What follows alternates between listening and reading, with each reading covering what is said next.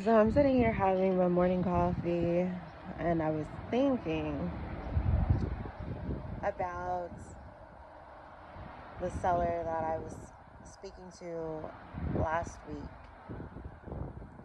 in Dorado Hills. He didn't want to, basically, you're not local, so we're gonna pass. And he didn't even want to interview with anyone that was not local. Like, I let him know that I was local to Sacramento. I know, but I'm not in Dorado Hills. But here's what he missed. I sold my last listing in West Sacramento from my Goddad's house in Santa Clara. Yes, well, I went homeless for a period of time. I lost my mobile home and ended up having to crash with my Goddad in Santa Clara for some time. July last year, actually, until January, basically, of this year. Closed in February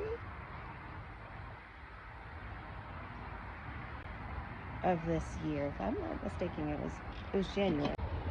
I don't need to be local to sell your property, right? Or any realtor for that matter. But I knew that. I knew I didn't need to be local, and it wasn't going to be based upon, this property wasn't going to sell based upon where I am. It was going to sell based upon what and how much effort I put into actually trying to get this property sold, right? So I understood that, and I think that that's one of the main things that can kind of shoot you in the foot if you're really, really concerned about where your realtor is at all times.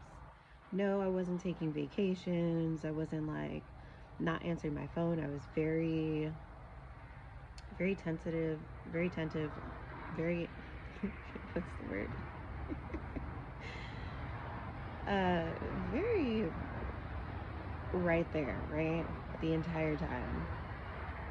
Now, I don't necessarily need to be local to get your property sold, right? I need to know how to market. I need to know the market.